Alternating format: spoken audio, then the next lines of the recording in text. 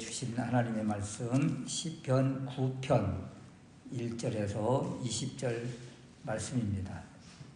내가 전심으로 여호와께 감사하오며 주의 모든 기이한 일들을 전하리이다. 내가 주시를 기뻐하고 즐거워하며 지존하신 주의 이름을 찬송하리니 내 원수들이 물러갈 때에 주 앞에서 넘어져 망함이니이다. 주께서 나의 의와 송사를 변호하셨으며 보좌에 앉으사 의롭게 심판하셨나이다. 이방 나라들을 책망하시고 악인을 멸하시며 그들의 이름을 영원히 지우셨나이다.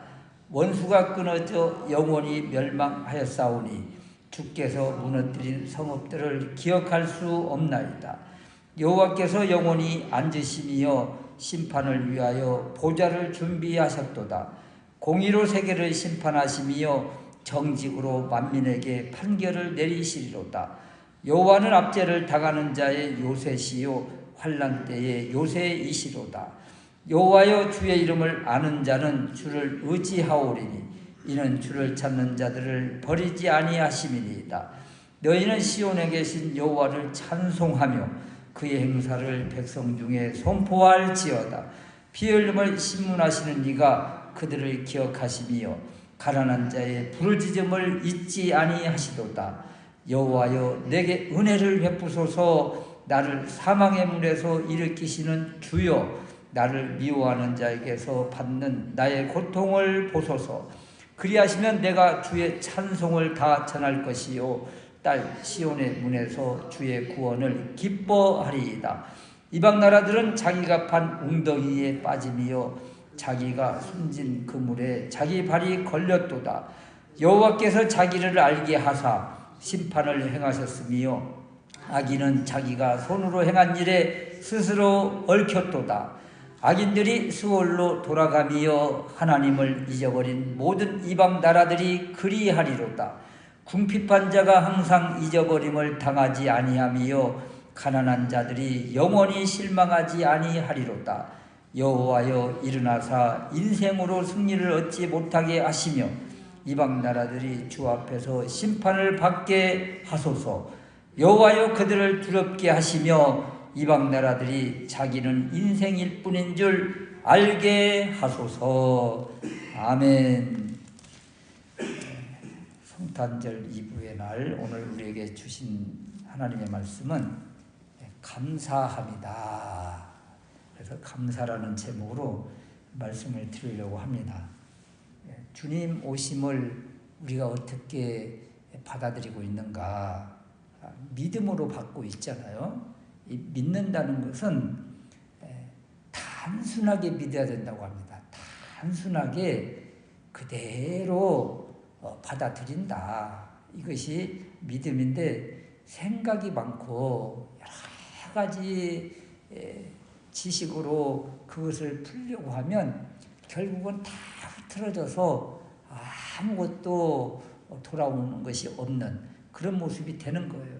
그래서 1절 말씀에 내가 전심으로 여호와께 감사하오며 이렇게 전심으로 온전히 단순하게 주님 오심을 그대로 믿고 주님의 행하심을 그대로 믿는 믿음, 이것이 믿음이고 이것이 강력한 힘을 발휘하고 그리고 이렇게 하나님께 영광을 돌릴 때 하나님이 그 믿음을 그대로 받아주신다.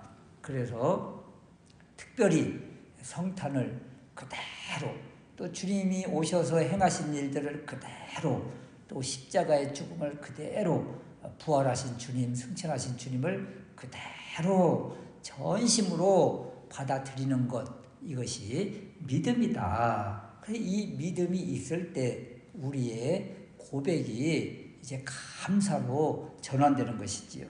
그래서 감사할 때 또 온전히 믿을 때 하나님은 기뻐하신다.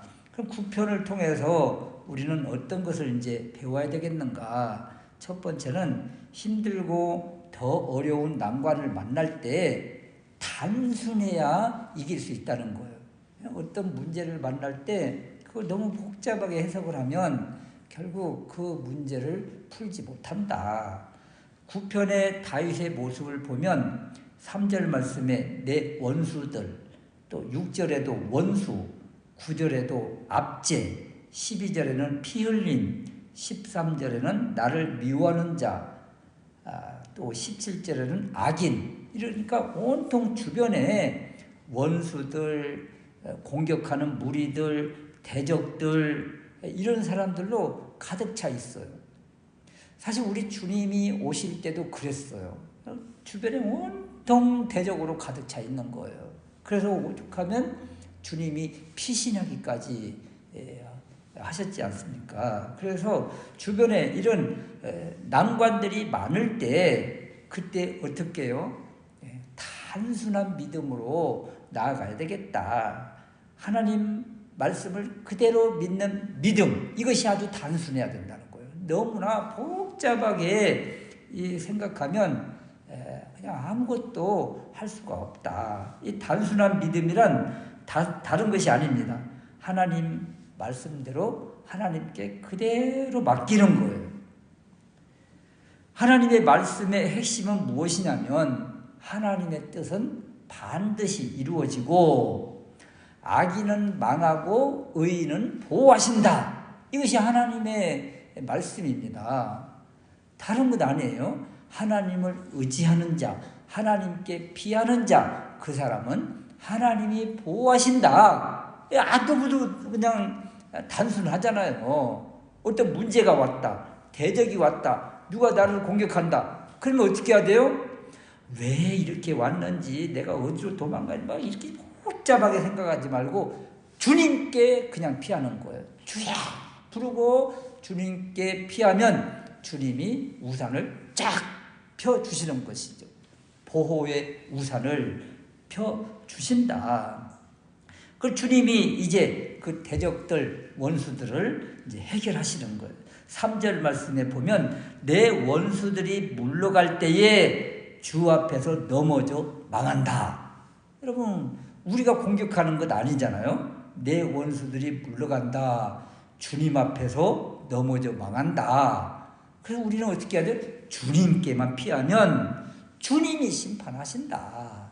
너무도 단순한 거예요. 그래서 단순한 믿음을 있는 그대로 믿을 때 하나님은 이런 은혜를 주시고 주님이 앞서서 일을 행하신다. 이 일을 친히 본으로 보여주시기 위해서 오신 분이 우리 주님이신 거예요. 그래서 주님 오심을 그대로 믿음으로 받아들이고 또 우리가 환난과 시련과 고난을 만날 때 주님께 피하면 우리의 모든 것들을 다 겪으셨던, 체휼하셨던 주님이 우리의 아픔과 형편과 처지와 곤고함을 다 아시고 해결해 주신다. 그리고 어떻게 해요? 있는 그대로 주님 앞에 나아가는 것, 주님께 피하는 것, 단순한 믿음, 하나님의 말씀을 있는 그대로 믿고 선포하며 나아가는 것, 이것이 주님 앞에서 은혜를 받는 비결이다. 또 주님의 보호하심을 받는 비결이다. 이런 것입니다. 두 번째는 우리가 있는 자리, 현장, 일터를 삶의 무대라고 하는데, 삶의 무대가 하나님이 펼쳐주신 우리의 일터다. 이런 고백이 있어야 되는 거예요. 이 일을 하나님이 주셨다. 허락하셨다. 우리의 삶의 자리, 가정도 또 일터도 하나님이 펼쳐주신 일터다. 여기에 대한 분명한 믿음이 있어야 되겠다. 하나님이 주셨다. 그러므로 이곳에 하나님이 주인이시고 하나님이 함께 하신다. 하나님 앞에서 코람데오라는 말이 있듯이 그렇게 사는 거예요. 3절 말씀에 보면 주 앞에서 이런 말 있잖아요. 주 앞에서. 또 4절에도 주께서 보좌에 앉으사. 또 19절에는 여호와여 일어나사. 주 앞에서, 주님 앞이라는 거예요.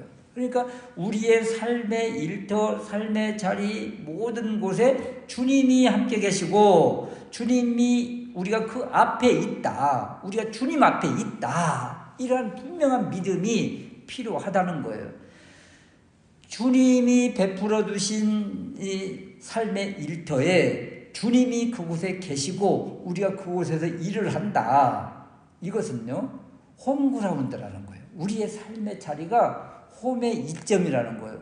주님이 베풀어 주신 하나님의 자녀들이 있는 그 자리가 우리가 삶의 일터인데 이곳이 바로 홈그라운드다. 주님이 우리를 보고 계시고 주님 앞에서 우리가 모든 것들의 삶의 일을 하고 있다. 그러면 어때요? 적군이 있어요. 대적이 있어요. 이곳이 무엇입니까? 주님이 계신 우리의 홈의 이점이 있잖아요. 그러므로 그냥 강한 힘을 발휘할 수 있다는 거예요. 무서워하거나 두려워할 이유가 하나도 없다는 거예요. 15절 말씀에 보면 이방 나라들은 자기가 판 웅덩이에 빠짐이요 자기가 숨긴 그물에 자기 발이 걸렸도다. 대적들은요, 우리를 무너뜨리려고 웅덩이를 파고 그물을 펼쳐놓고 우리를 잡으려고 하지만 우리는 그 모든 것들을 다 헤쳐나갈 수가 있고 오히려 그들이 자기께 넘어지고 자기가 웅덩이에 빠지고 자기가 그물에 걸린다. 우리는 어떻게 해요? 우리는 다 헤쳐나갈 길을 아는 거예요. 왜? 우리 집이니까 알 수 있다는 거죠. 그래서 하나님이 우리의 모든 인생을 책임지시고 우리가 하나님 앞에 있다. 또 하나님께 붙들려 산다. 이런 삶의 분명한 목적이 있어야 되고 믿음이 있어야 되겠다. 그렇다면 삶의 자리에서 우리는 전혀 불안해할 이유가 하나도 없는 거예요. 두려워할 이유도 하나도 없는 거예요. 왜? 주님 앞에서 사는 삶이기 때문에 그렇습니다. 여러분, 부모님들 앞에서 아이들이 막 놀고 있잖아요. 아이들이 불안할 이유가 하나도 없죠. 왜? 부모님 앞에 있으니까. 그런 것처럼 우리의 삶의 모습 가운데 늘 주님이 우리 뒤에 계신다. 또 우리 앞에 계신다. 우리 전후 좌우 우리를 둘러 친치고 계신다. 이런 분명한 믿음을 가지고 나아가면 이 세상 대적들이 판치는 세상일지라도 불안해하거나 두려워할 이유가 하나도 없다. 이런 것입니다. 그래서 9절 말씀에 보면 여호와는 압제를 당하는 자의 요새이시요 환난 때의 요새이시로다. 우리를 어떻게 해요? 이렇게 주님이 우리를 보호하고 계신다. 환난 때에 우리를 보호하고 계시고, 그리고 12절 말씀에 보면 가난한 자의 부르짖음을 잊지 않으시고 13절 말씀에 보면 나를 사망의 문에서 일으켜 주신다. 우리의 형편과 처지, 상황 모든 것을 너무도 잘 아시는 주님이 설령 우리가 넘어질지라도 다시 일으켜 주시고 사망의 문에서 비참해하고 있을 때 그곳에서 건져 주신다. 그래서 내가 사망의 음침한 골짜기로 다닐지라도 해를 두려워하지 않을 것은 주님이 계시기 때문인 거예요. 주님이 우리의 목자가 되시기 때문에 우리는 이런 것에서 전혀 불안하거나 두려워할 이유가 하나도 없다. 우리 주님이 삶의 자리에 함께 계시고 우리를 붙잡아 주시고 우리를 둘러 진쳐 주신다. 특별히 시편 118편 6절 말씀에 보면 여호와는 내 편이시라. 내가 두려워하지 아니하리니 사람이 내게 어찌하리요. 여러분, 하나님이 우리 편이 되시는데 무엇을 불안해하고 두려워하고 무서워할 이유가 있겠는가. 여기다 분명한 믿음을 가지고 나아가면 삶의 자리에서 우리가 늘 형통하고 번성하고 건강한 삶을 살 수가 있다. 이런 것입니다. 그래서 이런 모습 속에 그래서 우리가 할 수 있는 것은 이제 감사와 찬송할 것밖에 없다. 이런 것입니다. 이것이 감사와 찬송, 이것을 한마디로 표현하면 예배자입니다. 예배자. 그래서 우리는 삶의 예배자가 되어야 되겠다. 9장 13절 말씀에 보면 여호와여 내게 은혜를 베푸소서. 여호와여 내게 은혜를 베푸소서.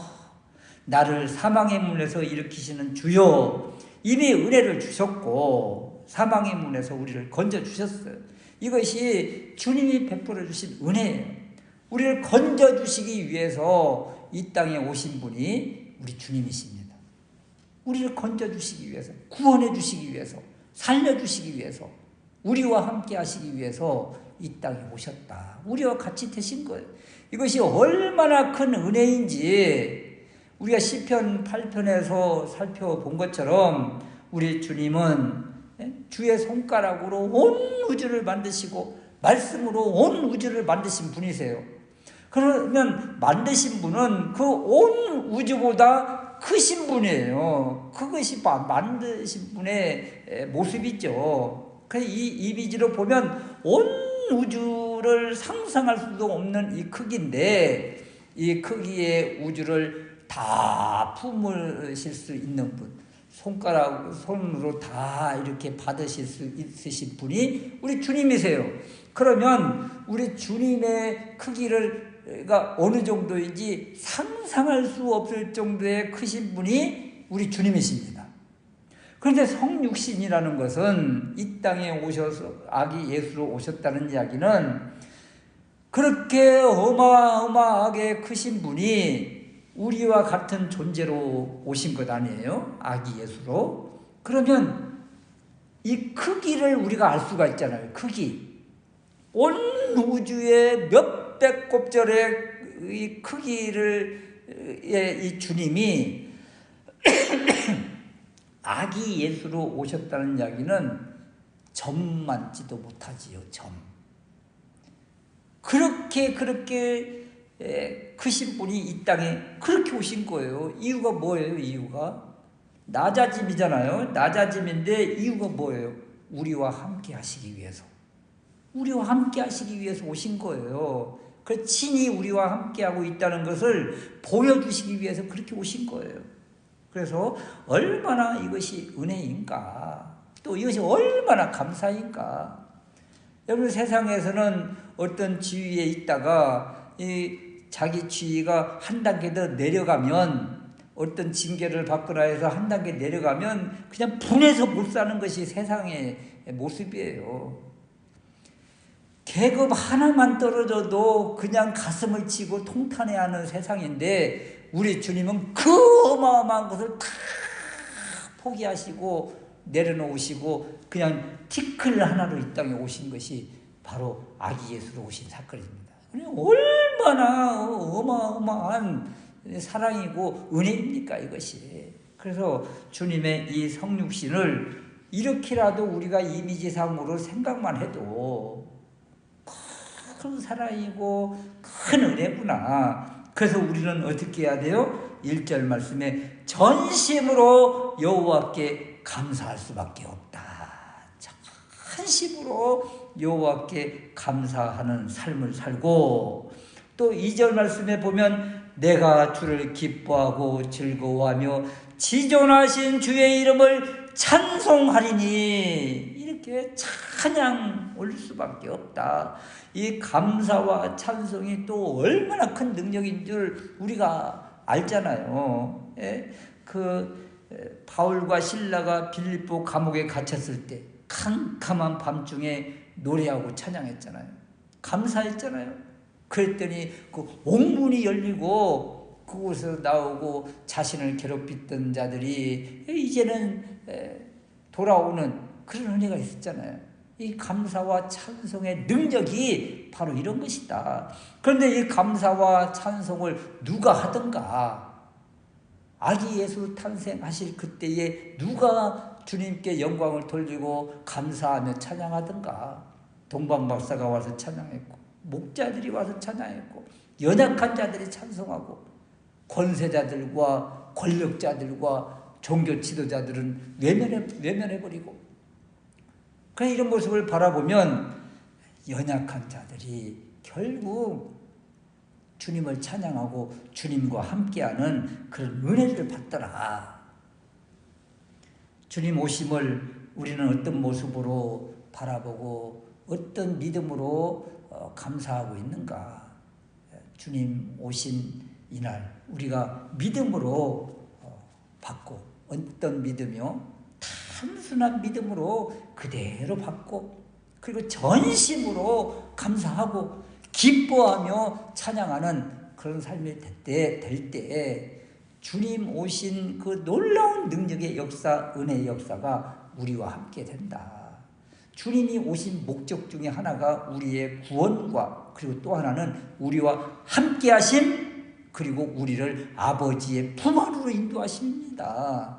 그래서 주님이 오셔서 주님과 함께, 그리고 아버지 품 안에 있게 하기 위해서 이 땅에 오신 이 사건을 기억하면서 주님 안에 또 아버지 품 안에 있음을 다 고백하면서 감사하며 기뻐하며 찬양하는 우리가 될 수 있으시기를 주님의 이름으로 축원합니다.